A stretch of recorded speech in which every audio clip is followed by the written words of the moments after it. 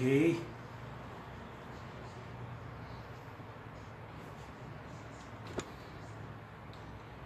E aí, pessoal?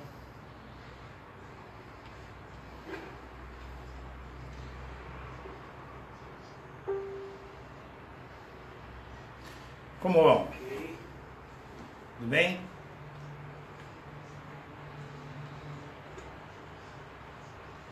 E aí, pessoal? Pois é. Pessoal, eu quero hoje falar sobre 2018, porque nos últimos dias aconteceram fatos que induzem a crer que a situação está mudando. Pessoal, eu quero hoje falar só um minutinho, pessoal, que eu estou sobre 2018 aqui. Muito bem.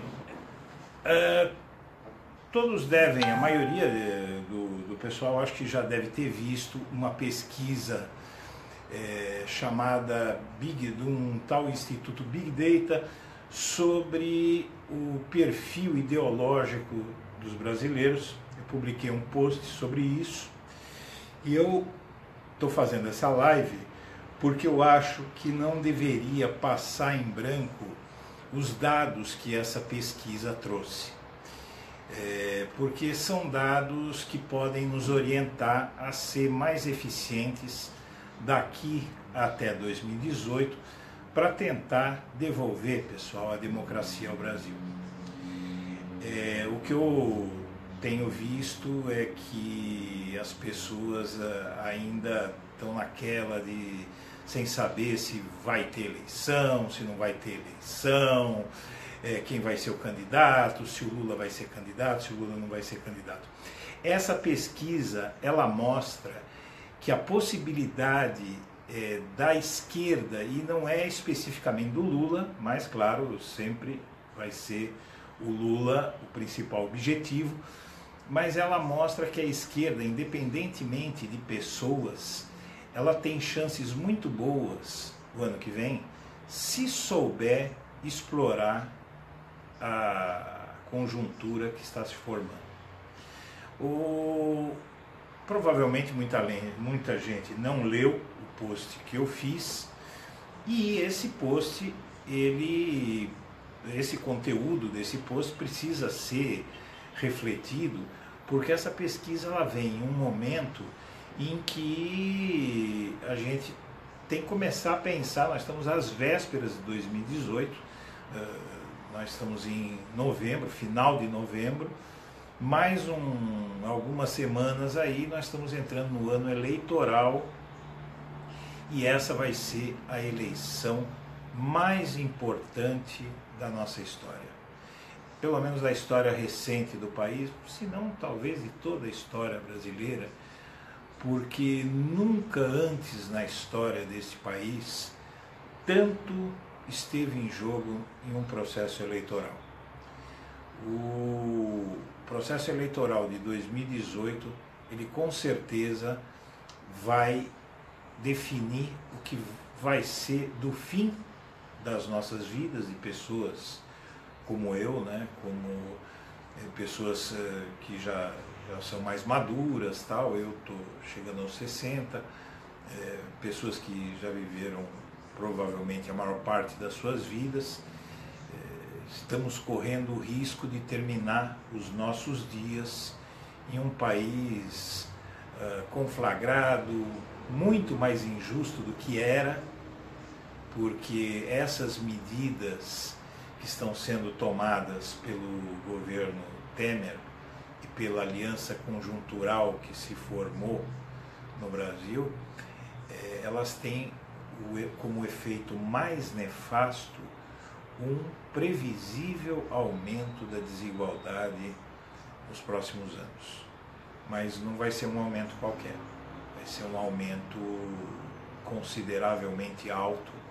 Então, todos os avanços que durante os governos do PT nós conseguimos no Brasil em termos de distribuição de renda, esses avanços vão se perder já estão se perdendo, infelizmente, com as medidas que estão sendo tomadas, como reforma trabalhista. Esse é um fator extremamente poderoso de concentração de renda. E ainda temos aí reforma da Previdência, o teto de gastos já aprovado, a reforma da Previdência ainda não está aprovada, e se viesse seria um fator muito maior de concentração de renda, porque ela tiraria muitos da aposentadoria e manteria a aposentadoria como um privilégio de poucos. O efeito direto disso é aumentar a distribuição a concentração de renda no país, que já é altíssima. Hoje nós somos o 14º país mais desigual do mundo, e o Brasil, ele foi durante muito tempo, até antes do governo Lula, o quarto. Quando Fernando Henrique deixou o poder, o Brasil era o 4º ou 5º, se me lembro bem, país mais desigual do mundo, e um mundo que tem 200 países. E, como quem me acompanha há bastante tempo sabe, eu sou um defensor da teoria de que concentração de renda é o pior problema brasileiro, é causa da criminalidade, é causa da convulsão social, e eu acho que esse é um problema que, enquanto não for resolvido, o Brasil vai continuar sendo um país extremamente violento, sem perspectiva de futuro.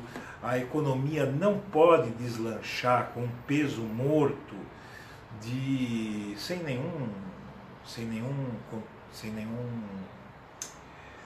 viés discriminatório. O peso morto são de pessoas que não tem como deixar de ser um peso morto, porque elas estão à margem da sociedade, foram colocadas pela sociedade à margem por falta de instrução, por falta de oportunidades, por falta de tudo. Nenhum país pode avançar com uma concentração de renda como a que tem hoje o Brasil, e que vai piorar. Na verdade, ela nem é tão grande, mas evidentemente, quando você reduz os benefícios que as pessoas obtêm do trabalho assalariado, né, quando você tira, porque essa reforma trabalhista, por exemplo, vamos ver, a reforma trabalhista, ela tira do empregado e dá para quem?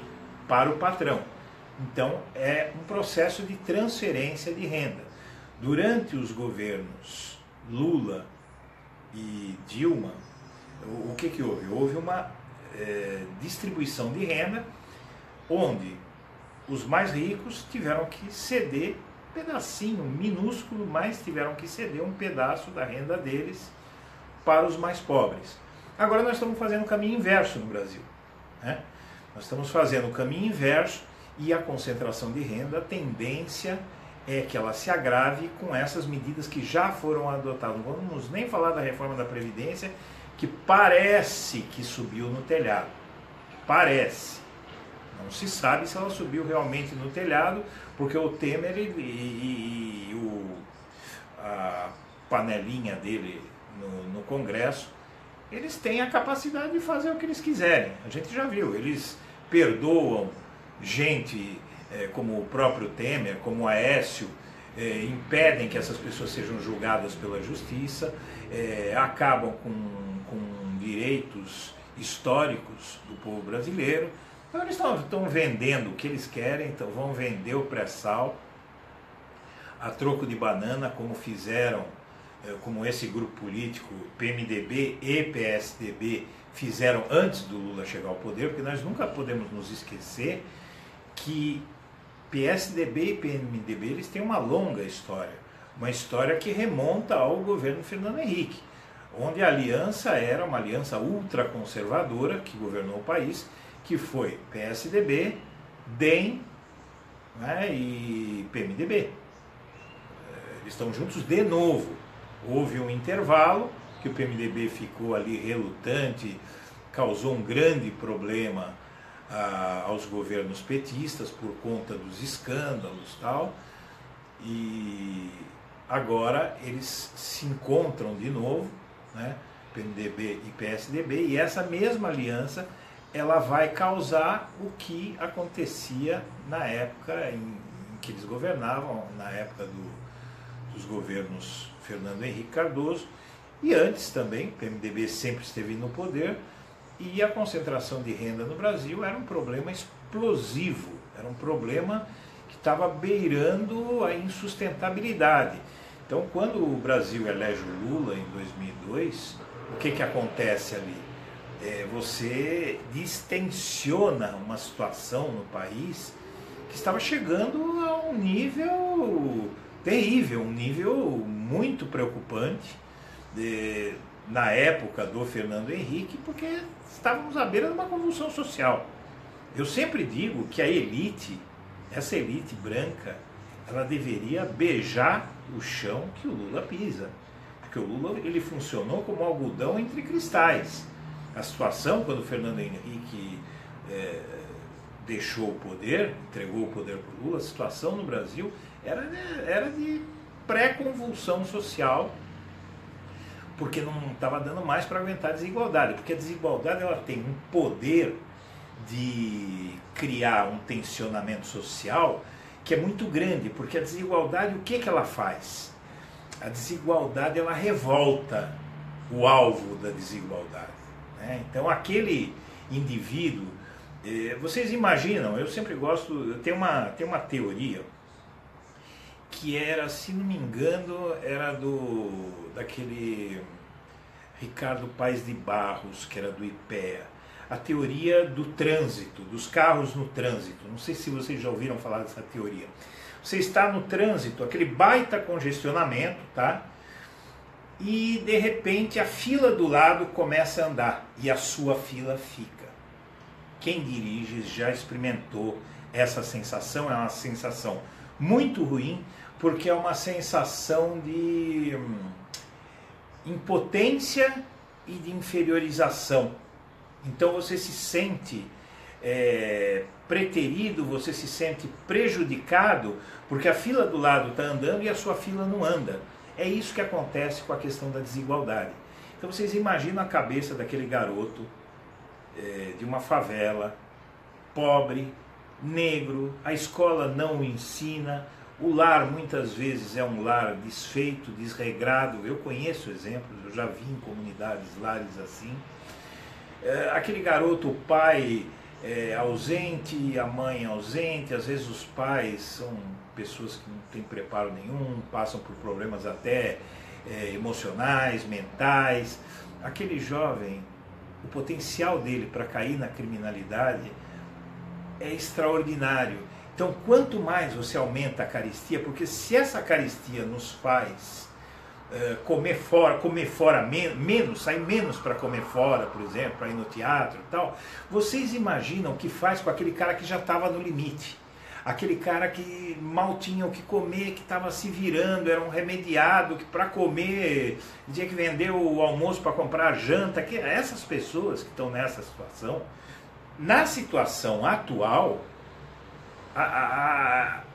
com a crise, com a economia do jeito que está, com o desemprego aumentando, com a precarização do trabalho assalariado, gente, essa pessoa ela está à beira da morte. E ali, dependendo da estrutura emocional, intelectual que tem aquele indivíduo, a possibilidade dele cair no crime é muito grande. Então, por que eu falo tudo isso sobre a desigualdade? Porque eu acho que essas medidas que estão sendo tomadas, elas estão produzindo um quadro que já se traduz, inclusive, nas pesquisas de opinião, né? As pesquisas que têm saído, essa pesquisa Vox Populi, por exemplo, que saiu agora, dando vitória do Lula no primeiro turno, a gente sabe que vem o pessoal da direita, o pessoal mais conservador, e até mesmo algumas pessoas da esquerda vieram para mim, Eduardo, mas o Vox Populi ele é meio petista, né? É cult e tal. Será que é aquilo mesmo? Gente, olha, vamos lá, vamos pensar. A pesquisa Vox Populi está errada mesmo? A pesquisa Vox Populi, em 2016, começo de 2017, todos esses anos, todo esse tempo ela vinha prevendo aquilo que o Datafolha e o Ibope só estão dando agora. É o contrário, gente. Pesquisa errada é o Datafolha.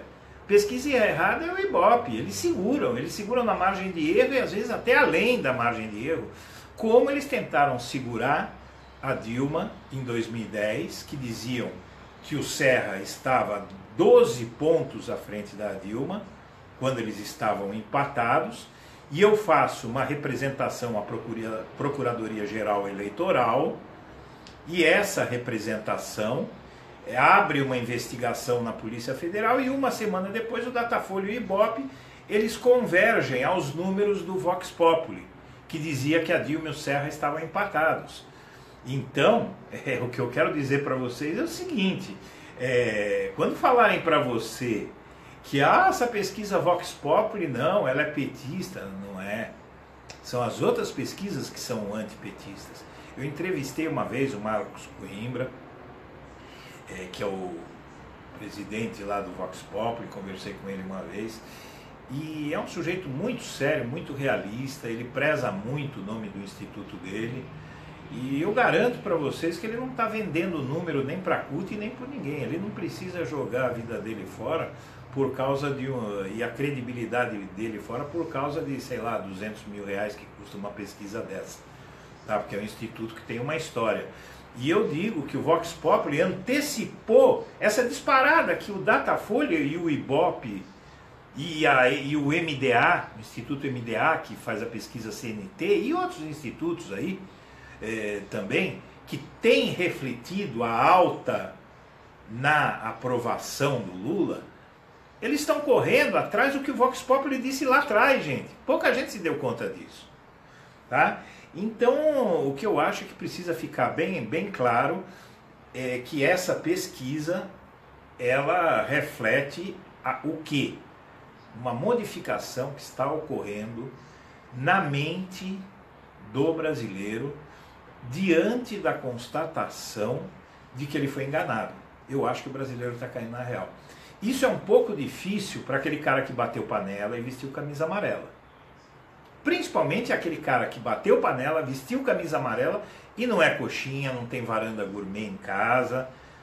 Vocês me entendem? Então esse cara, ele tem, mesmo esse cara que é o pobre de direita, né, que a gente chama, né, é o remediado de direita, é o classe C de direita, vamos dizer assim, e tem até o classe D, né? Então esse sujeito, ele ficou numa situação complicada, ele não quer dar o braço a torcer, mas ele fechou o bico. Vocês podem ver que esses caras fecharam o bico, tá? Por que que eles fecharam o bico? Porque eles sabem que eles fizeram besteira. Eles sabem que eles foram enganados.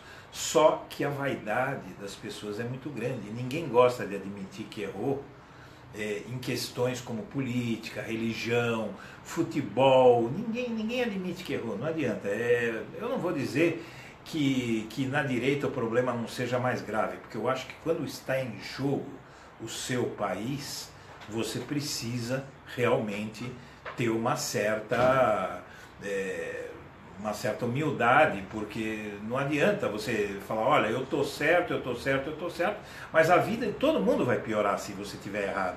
E se você estiver certo, a vida de todo mundo, se você estiver dizendo que uma situação é danosa para o país e você estiver certo, a vida de todo mundo vai piorar. Se você disser que uma situação é boa para o país e as pessoas não te derem ouvidos, vai piorar para todo mundo.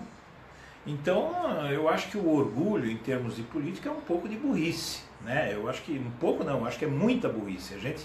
Em política, a gente tem que entender o seguinte, o desemprego, a violência, tudo que advém da política quando ela é feita por gente que não está à altura dela, aquilo ali prejudica demais as pessoas, prejudica a todos, prejudica coxinhas e prejudica mortadelas.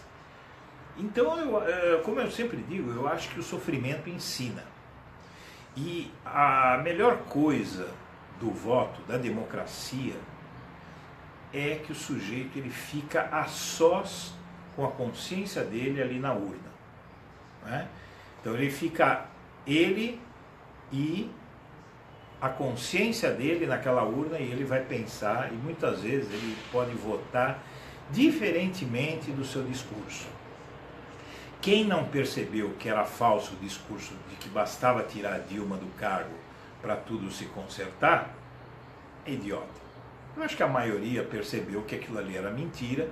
Agora, tem gente que ainda acredita e ainda pode estar atribuindo ao PT e ao Lula a debacle do governo Dilma, né? O afundamento, vamos dizer assim, que aconteceu no começo de 2015, que decorreu, como eu já disse muitas vezes, de uma sabotagem. A economia brasileira foi sabotada, na minha opinião, pela Lava Jato e pelo Congresso, pelo Eduardo Cunha. Seja como for, pessoal, o que eu acho que a gente precisa começar a pensar agora é o seguinte: como é que nós vamos travar esse debate eleitoral de 2017? Como é que nós vamos para essa guerra? Como é que nós vamos lidar com o nosso vizinho, com o nosso colega de trabalho, com os nossos parentes, com aquele cunhado coxinha, com aquele colega de trabalho que quer votar no Bolsonaro, né? Às vezes com o seu filho ou com o seu sobrinho seduzido. Por exemplo, o Bolsonaro, ele tem tido uma repercussão, assim, um apoio, conforme as pesquisas têm dito, muito grande entre a juventude. Entre a juventude. E, gente, não dá para entender como é que acontece uma coisa dessa, porque a juventude devia ser mais libertária, né? A juventude deveria... A juventude que eu me lembro da nossa época, aí, que somos mais maduros, a juventude o que era? A juventude era liberdade, era progressista, era pela liberalização dos costumes, não é? E hoje não, nós temos uma juventude cada vez mais careta, não é? Uma juventude que virou em grande parte fanática religiosa, moralista, e ao mesmo tempo isso carrega uma dose muito grande dessa própria juventude de hipocrisia, a gente sabe disso. Então como é que a gente vai lidar com uma situação tão difícil? Porque se fosse uma eleição, gente, é isso que a gente precisa pensar aqui. Eu venho aqui para refletir com as pessoas, e daqui a pouco eu vou ler aqui o que estão dizendo, mas eu quero refletir com vocês sobre 2018, sobre como a gente pode encarar esse processo e cada um de nós nos transformarmos num fator de conscientização. Porque cada um de nós somos marqueteiros, né? Cada um de nós é marqueteiro. Nós vamos fazer a nossa estratégia pessoal eleitoral para tentar influir, porque aqui quem está assistindo uma live como essa e quem vier assistir são pessoas politizadas, são pessoas que querem participar ativamente no debate político, não estão me assistindo, como não estão assistindo outras lives, outros blogueiros, porque nós somos bonitinhos, porque nós somos simpáticos, não é? Então é porque nós sabemos que o momento é grave, o momento que o país atravessa é muito grave e a gente precisa tomar atitudes, né?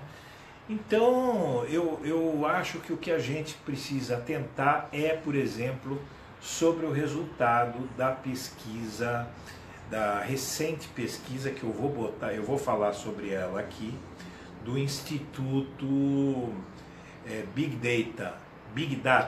Dados, Grandes Dados. Essa pesquisa, ela foi publicada pelo jornal Valor Econômico e eu publiquei no blog da Cidadania.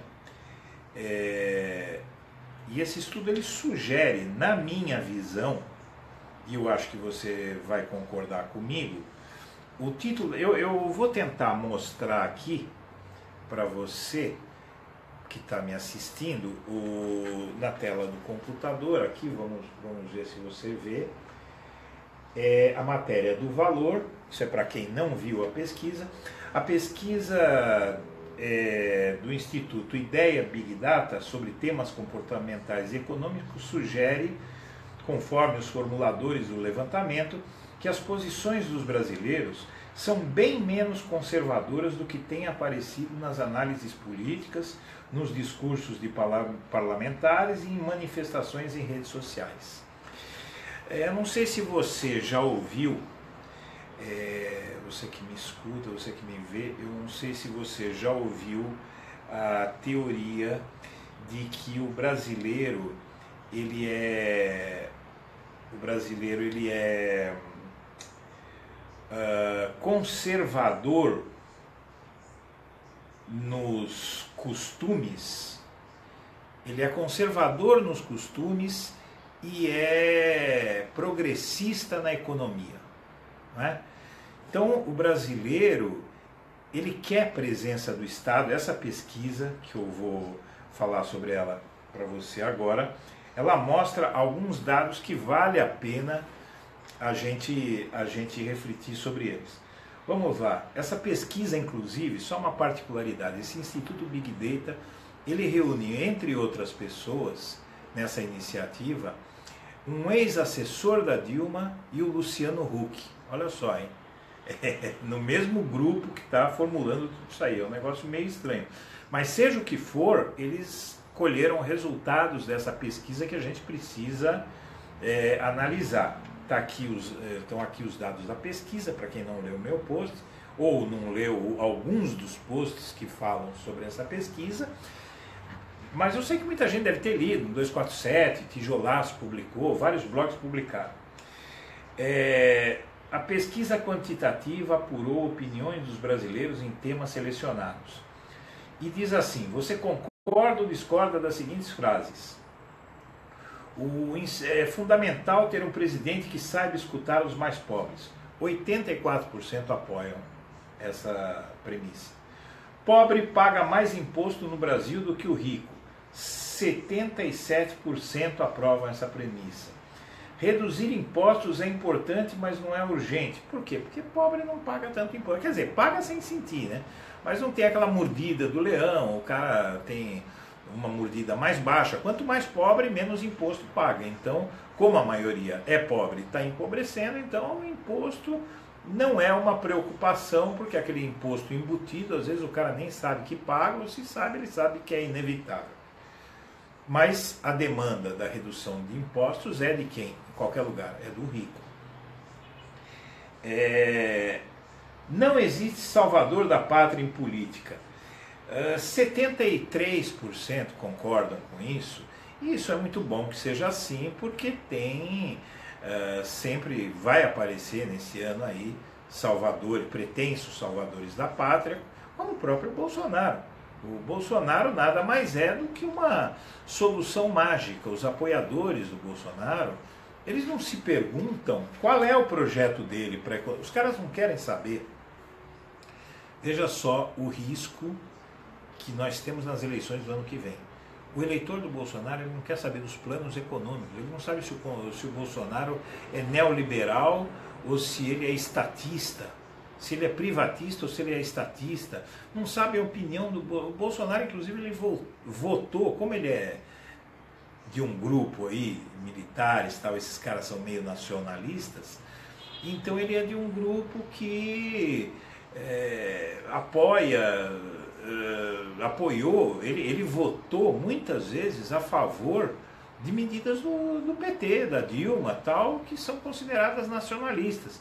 Então o eleitor do Bolsonaro não sabe nem o que é que o Bolsonaro faria, quais são as ideias dele, o que é que o Bolsonaro atrai, como é que o Bolsonaro atrai essas pessoas? É com um discurso de ódio. Muitas vezes o cara pensa que o problema do Brasil são os homossexuais, que o problema do Brasil são as mulheres que fazem aborto, tá certo? Quando o problema do Brasil é o social, o problema do Brasil é a sonegação de impostos. O problema do Brasil é a falta de direitos, é a falta de oportunidades iguais, porque o país se arrasta. Por quê? Porque nós temos um peso morto enorme para carregar, que são pessoas que estão à margem da modernidade, dos benefícios da civilização contemporânea, porque não receberam instrução, porque têm maus empregos ou estão desempregadas, não têm condição de consumir. Então isso é um peso para o país. Se a gente der a oportunidade, como fez o Lula e como continuou fazendo a Dilma, para todo mundo melhorar de situação, e poder consumir, poder pagar impostos, né? Porque pobre paga a conta e paga imposto. Quem não paga a conta e não paga imposto é rico, né? Então, eu vou terminar essa lista e eu vou explicar para você por que eu estou falando sobre essa lista. Então, nós temos aqui, as cidades brasileiras não oferecem transporte público de qualidade, 70% concordam. O Brasil precisa de mais presídios.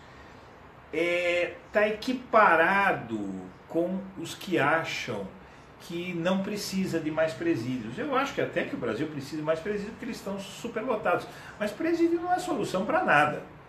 Presídio é você tem que construir para não ficar essa tensão de cadeias desumanas, tal. Mas bom, enfim, olha, você tem um tirateima ideológico que o governo que pergunta assim: o governo deve garantir igualdade e oportunidade para os cidadãos? 93% concordam. Essa não é uma tese da direita, essa é uma tese da esquerda, que o Estado garanta igualdade de oportunidades. O governo deve sempre proteger os mais pobres. 86% acham que o governo deve sim proteger os mais pobres, e isso é um pensamento absolutamente de esquerda. A direita acha que o governo não deve favorecer ninguém. O pobre tem que ter meritocracia, tem que se virar, tem que trabalhar de sol a sol e crescer. Então, 86% acreditam nessa premissa. O governo deve garantir a aposentadoria de todos os cidadãos? 85% aprovam isso. O governo deve atuar ativamente na economia para promover o crescimento. Pessoas do mesmo sexo devem ter o direito de casar? 65% acham que devem. Entende? Então o Brasil não é tão carola. Esse discurso dos extremistas religiosos aí, contra os direitos dos homossexuais, tal, isso é uma coisa que não tá colando tanto. Tem muita gente gritando aí e tal, mas não é assim. A única coisa que pega mesmo o brasileiro pela direita é a questão do aborto por causa da religião, porque o Brasil é extremamente religioso, né?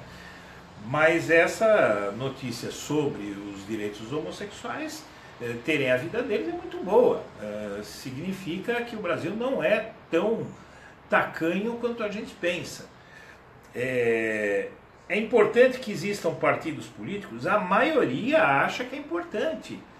E então essa turma que se baseia na negação da política, ela perde com o apoio à teoria de que a política tem que ser feita por partidos, né?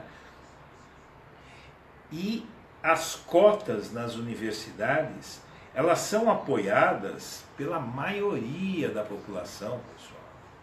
São apoiadas pela maioria da população, as cotas para negros, sabe? Então, e a pena de morte, ela está dividida meio a meio. A pena de morte, essa é uma notícia excelente. O apoio à pena de morte, ele está dividido meio a meio.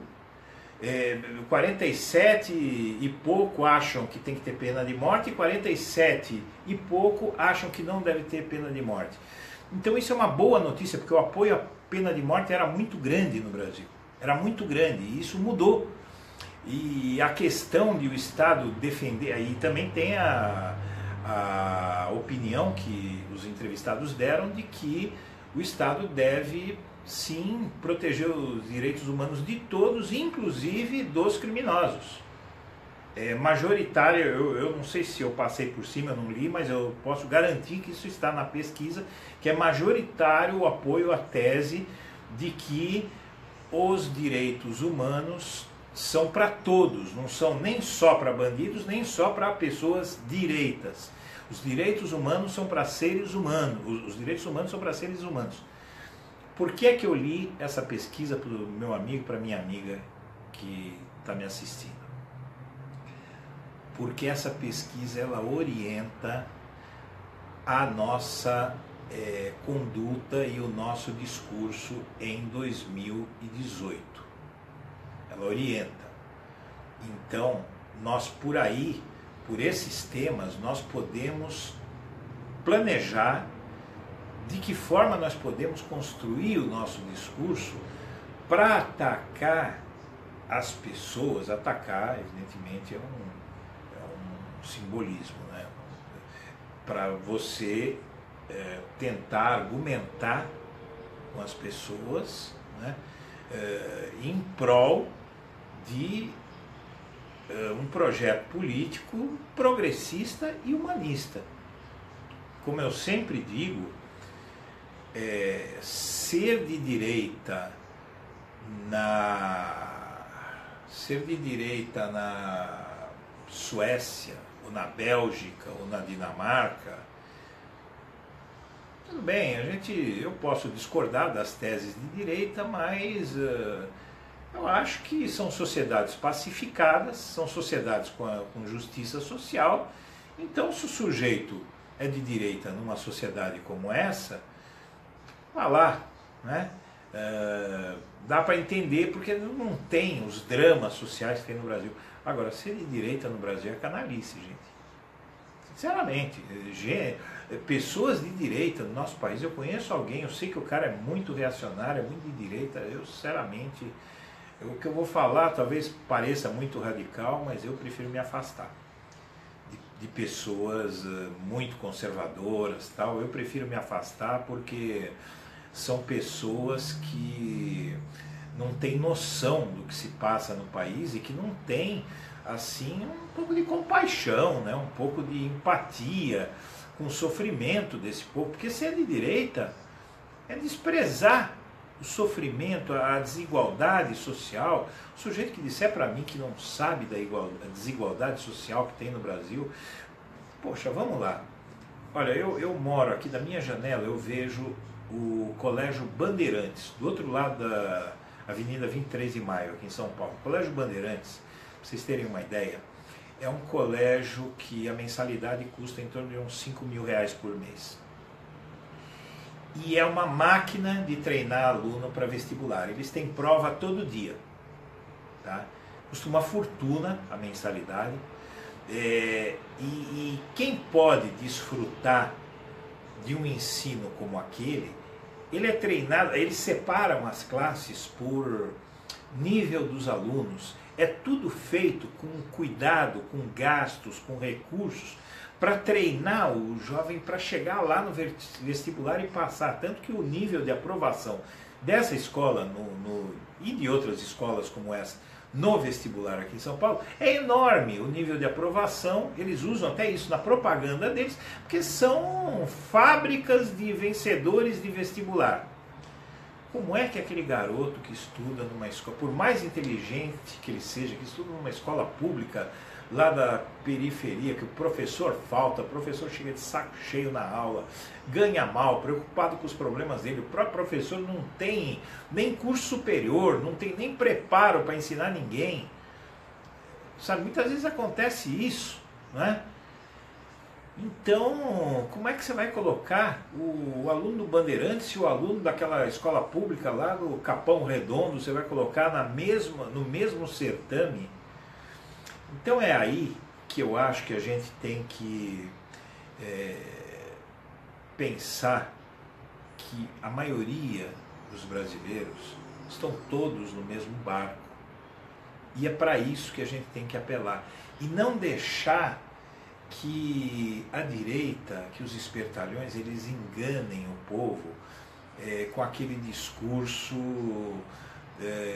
do nós contra eles, aquela coisa, porque o que usa o Aécio Neves, o que usa o Cunha, o que usa o Temer, o que usam esses políticos reacionários aí, os partidos de direita, para convencer as pessoas a apoiá-los. O Dória, por exemplo, a administração dele é uma droga aqui em São Paulo. O cara não está fazendo nada. Tudo que o Haddad fazia foi reduzido em muito. Tem menos coleta de lixo, tem menos varrição de rua, tem menos tudo em São Paulo com o Dória. E mesmo assim, ele ainda não está com a aprovação que deveria ter um cara que se elegeu prometendo mundos e fundos e que reduziu tudo que o Haddad fazia. Né? Então, como é que um sujeito desse se mantém à tona ainda? Ele deu uma caída, tal, teve uma queda, mas ele se mantém à tona ainda. Como é que ele se mantém à tona? Antipetismo. O cara, ele usa o antipetismo, ele tenta reavivar na cabeça das pessoas aquilo que as levou a votar nele. Né? E o que levou as pessoas a votarem em grande maioria no primeiro turno em um cara como o Dória foi o antipetismo, a raiva do PT. Só que esse antipetismo, o anti qualquer coisa, gente, é burrice.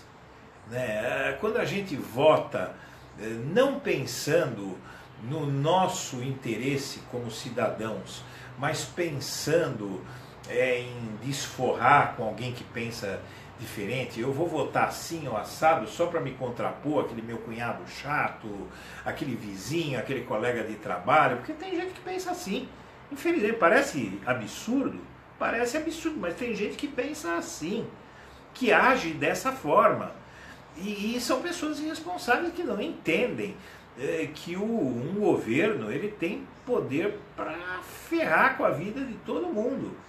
E é o que está acontecendo. A gente aprovou esse impeachment, assume um sujeito chamado Michel Temer, e já dizendo nas primeiras semanas, olha, eu vou ser um bom presidente porque eu tenho baixa aprovação, então eu não estou preocupado em agradar ninguém.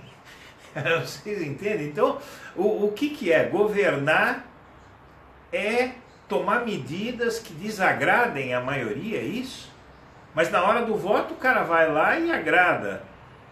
E depois aí ele não precisa da aprovação de ninguém. Tá certo que ele não se elegeu, mas a tese de que ele vai ser um bom presidente porque ele não precisa agradar o povo, significa o quê? Ele vai tomar medidas que desagradam o povo, porque o povo, já que o povo não gosta dele, então vamos tomar medidas que desagradam o povo e dane-se o povo. Só através de um golpe alguém pode fazer isso. Um governante eleito democraticamente, ele não pode abrir mão. Eu acho que a maior prova de que o golpe foi golpe é esse discurso do Michel Temer, daquele foi o Nizam Guanais, se não me engano, né, que em um evento deu essa sugestão para o Temer. Temer, você vai ser o maior aí porque você não precisa agradar ninguém, já que a sua aprovação é baixa. Então a baixa aprovação, em vez de ser um demérito, ela virou um mérito. Só que tem muita gente que acredita numa coisa dessa. Então o que a gente pode fazer aqui hoje? Eu acho, essa pesquisa ainda está no meu site, eu vou postar de novo, assim que eu acabar a live, eu vou postar de novo aí no Facebook, no meu perfil pessoal e no perfil do Blog da Cidadania. Quem quiser, ou procurem também no meu blog, se não for ver agora, e ande com essa colinha aí, fique com ela, estude, pense, tente decorar quais são os pontos de convergência que a esquerda tem com a maioria, porque essa pesquisa é muito boa e muito verdadeira. O Datafolha chegou a fazer sondagens como essa, mas não tão ricas, porque as perguntas, o Datafolha, como pertence a um jornal de direita, Então ele tem coisas que ele não vai perguntar ou vai perguntar de outro jeito. Porque se você fizer a pesquisa correta, se você fizer a pergunta certa, o cidadão, o resultado da pesquisa vai ser outro. Por exemplo, você pergunta se o Estado deve intervir na economia, quase 90% aprovam essa teoria, sendo que a tese que move e que está no discurso dos candidatos de direita. Ela estava no discurso do Aécio Neves, estava no discurso do Serra, o Bolsonaro começou a flertar com isso aí, todos os candidatos de direita estavam no discurso do Dória. O Dória é contra o Estado, ele venceu a eleição em São Paulo com esse discurso. Por quê? Porque as pessoas não pensaram. O Dória falava, por exemplo, na televisão, e as pessoas viam a boca dele se mexendo, mas não escutavam o que ele estava falando. Não escutavam o que ele estava falando. Então, essas coisas que as pessoas discordam e que foram ditas até por candidatos como o Dória, como ele se elegeu, então fica a impressão de que o povo está ficando neoliberal, o povo apoia as teses do Alckmin, do Dória, do Fernando Henrique, né, do Temer, de toda essa gente, mas não apoia. O povo quer Estado, o povo quer um tipo de política que quem fez no Brasil foi o PT. Tá? Então a gente precisa ter isso bem claro na cabeça, que o povo quer o tipo de política econômica e administrativa adotado pelo PT quando estava no poder. Só que começou a dar errado porque houve uma sabotagem, a Lava Jato desestruturou o setor da construção pesada, só aí já foram uns 4% do PIB foram embora, com a paralisação das grandes empreiteiras, que foi basicamente o problema que deu na economia, né? As empreiteiras representavam, o setor de construção pesada no Brasil representava 4% da economia, a Lava Jato paralisou esse setor. É como se você está em uma corrida e aí você passa a ter que correr com uma perna só, porque uma perna eles te imobilizam. Então, quando isso aconteceu, as pessoas começaram a acreditar em qualquer coisa, porque o sujeito, quando ele começa a ver a situação financeira dele complicar, qualquer solução que você apresentar e que seja fácil e rápida, as pessoas tendem a acreditar. Então falaram para as pessoas, olha, o PT vai sair do poder, a Dilma vai sair do poder, tudo vai melhorar. E aí começa as pessoas a acreditar nessa bobagem e deu no que deu. Então o que eu queria mesmo era conversar com vocês sobre isso, sobre essa estratégia que a gente pode ter. A gente já tem um caminho, e essa pesquisa eu acho que ela mostra mais, pessoal. Ela mostra também que o brasileiro não é aquele ultraconservador, aquele tacanho que a gente estava pensando que era.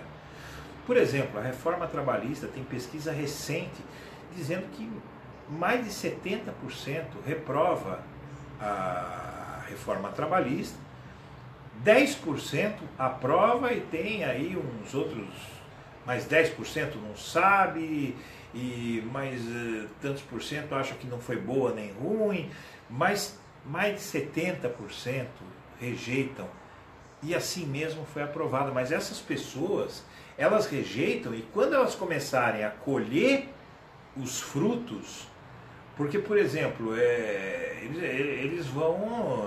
Essa questão do trabalho intermitente, muita gente vai perder emprego, vai ser recontratada sob regime diferente, vai ter problema nas férias, vai ter problema com reajuste, as ações trabalhistas despencaram, Então, o que essas pessoas vão sentir e o que vai acontecer no Brasil nos próximos meses, em termos de direitos trabalhistas, em termos do seu ganha-pão, e com uma oferta de subempregos que está crescendo, porque o emprego formal ele não está crescendo, pelo contrário, está diminuindo. Vai haver isso aí eu posso garantir para você, vai haver uma redução do emprego formal e um aumento do emprego informal. Então o povo vai sentir. Com tudo isso, é nesse momento que a gente pode começar a fazer campanha desde já. Fazer campanha não para um candidato específico, mas travar o discurso. Olha o que deu. Procure saber o que cada um defende. Vamos lá. O Alckmin vai se candidatar. Qual vai ser a posição dele sobre a reforma trabalhista? Vocês já se perguntaram isso?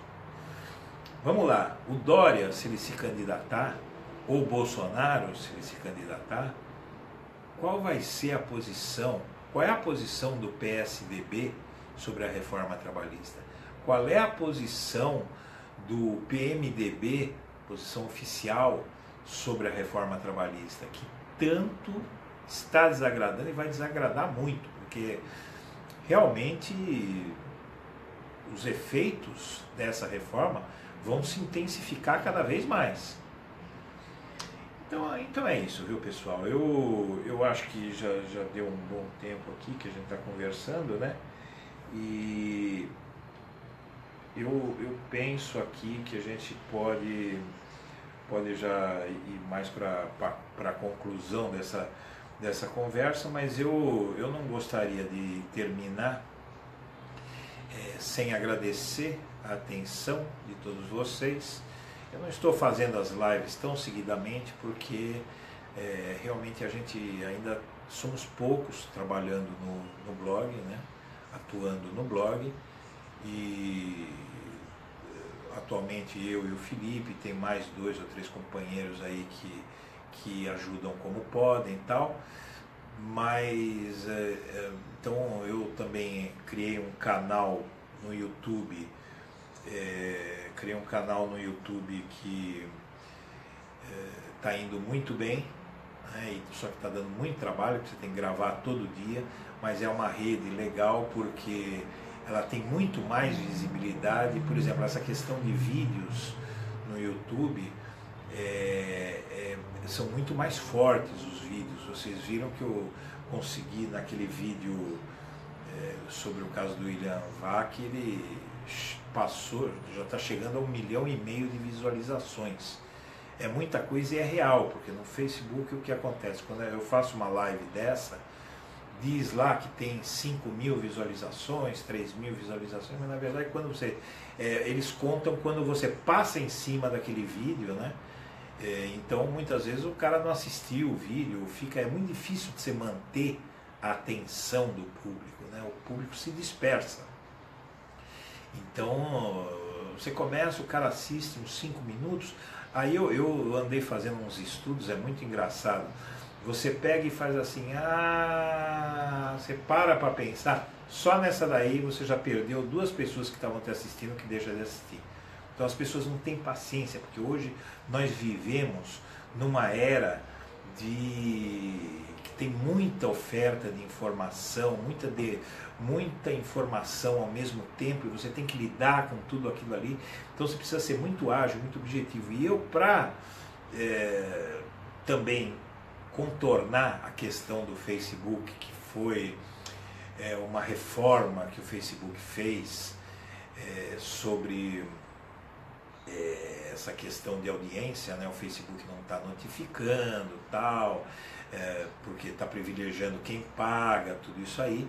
Então a gente precisa realmente ir atacando outras redes sociais, não deixar o Facebook, mas também está no YouTube, está no Twitter, que hoje, por exemplo, YouTube, Twitter, para quem tem, para quem usa, sabe que você consegue muito mais repercussão no YouTube, no Twitter, do que no Facebook. O Facebook ficou muito aquela coisa de, sabe, é muito meme. Então é muita foto, é muita imagem, é muita live, que é uma coisa que é boa, mas ao mesmo tempo eu acho que live é muito excesso de live, isso aí acaba, porque as lives têm que ser superficiais, né? Eu não posso aprofundar nada, nenhum de nós aqui pode aprofundar nada numa live. Você vai falar de alguns assuntos por cima, a menos que se torne uma coisa muito chata, que você faça uma edição, que você ponha gráficos, que você ponha textos, ponha dados. Mas a live geralmente, ela, como é feita ao vivo, ela é feita meio no improviso, então você não vai se aprofundar em nada. É mais uma questão de oba-oba mesmo, que é o que existe hoje no Facebook, e ficou muito complicada essa questão de bloquear os acessos aos seus amigos.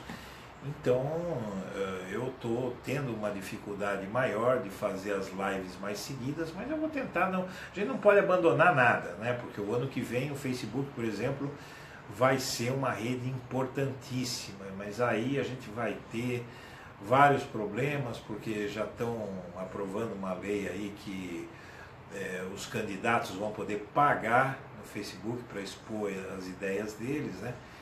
Então o poder econômico mais uma vez vai se fortalecer, né? O poder econômico mais uma vez vai prevalecer, que candidatos com mais dinheiro vão conseguir melhor desempenho, e esse é o grande problema do Brasil, justamente, que é o poder econômico. Enfim, eu mais uma vez agradeço a atenção de todo mundo, e vocês fiquem com o meu abraço aí, e vamos ver se na quarta-feira assim, eu consigo voltar aqui para conversar com os amigos. Muito obrigado pela atenção, um grande abraço, um bom fim de domingo aí.